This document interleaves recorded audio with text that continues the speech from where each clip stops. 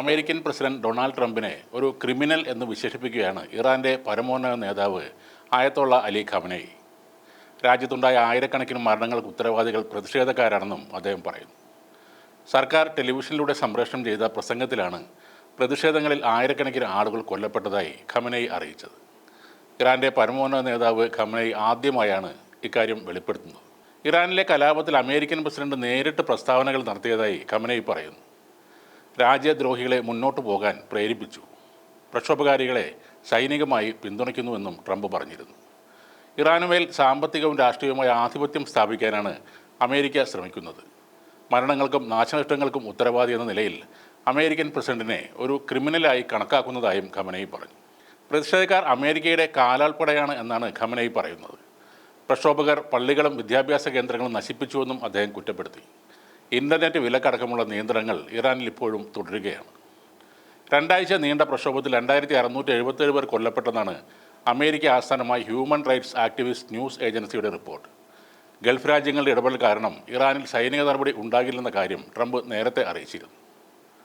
എന്നാൽ ട്രംപിനെ ക്രിമിനൽ എന്ന് വിശേഷിപ്പിച്ച ഖമനേയി ഇറാനിലെ മരണങ്ങൾക്കും നാശനഷ്ടങ്ങൾക്കും ഉത്തരവാദി ഈ 2 ബാഹ്യശക്തികളാണെന്ന് കുറ്റപ്പെടുത്തി, അമേരിക്കയും ഇസ്രയേലും.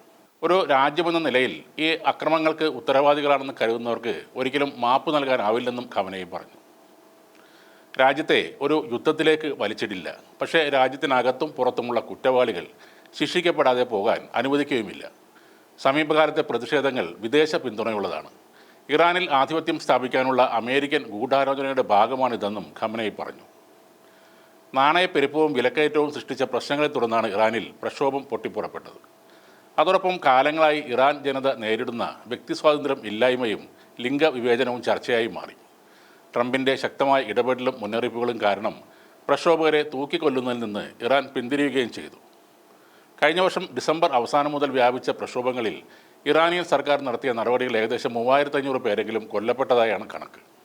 ഈ പ്രക്ഷോഭം തീവ്രത കുറയുന്നതിനിടെ ഇറാനിലെ പ്രവാസിയായ രാജകുമാരൻ റിസ പെഹ്ലവി ഇറാനിയൻ ഭരണകൂടത്തിനെതിരെ തെരുവിലിറങ്ങാൻ ജനങ്ങളോട് ആവശ്യപ്പെടുകയും ചെയ്തു. നമ്മുടെ ദേശീയ മുദ്രാവാക്യങ്ങളോടെ രോഷത്തോടെ ശബ്ദമുയർത്തുക എന്ന ആഹ്വാനത്തോടെ ഒരു പുതിയ വീഡിയോയും അദ്ദേഹം പുറത്തുവിട്ടു. നോർവേ ആസ്ഥാനമായുള്ള മനുഷ്യാവകാശ സംഘടനയായ ഇറാൻ ഹ്യൂമൻ റൈറ്റ്സ് 3428 പ്രക്ഷോഭകരെ സുരക്ഷാസേന കൊലപ്പെടുത്തിയതായി പറയുന്നു. എന്നാൽ യഥാർത്ഥ സംഖ്യ ഇതിനേക്കാൾ വളരെ കൂടുതൽ ആയിരിക്കാമെന്നും അവർ മുന്നറിയിപ്പ് നൽകുന്നു. മറ്റ് കണക്കുകൾ പ്രകാരം മരണസംഖ്യ 5000-ൽ കൂടുതലാണ്.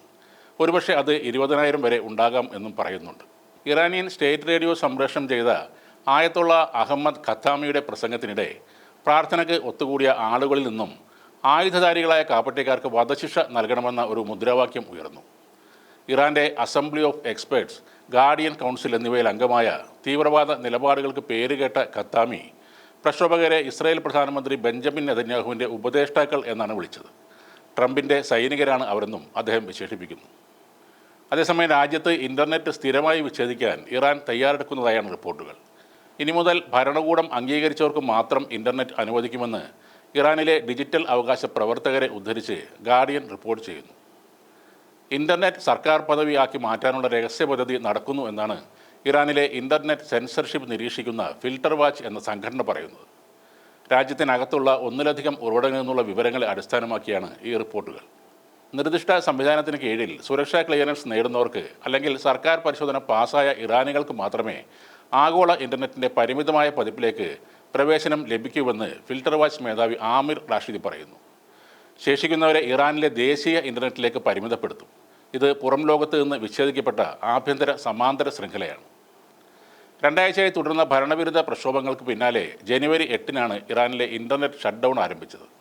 ഇൻ്റർനെറ്റ് നിരോധനം ചരിത്രത്തിലെ ഏറ്റവും ദൈർഘ്യമേറിയതും കഠിനവുമായ ഇൻ്റർനെറ്റ് ഷട്ട് ഡൗണുകളിൽ ഒന്നായി മാറുകയും ചെയ്തു.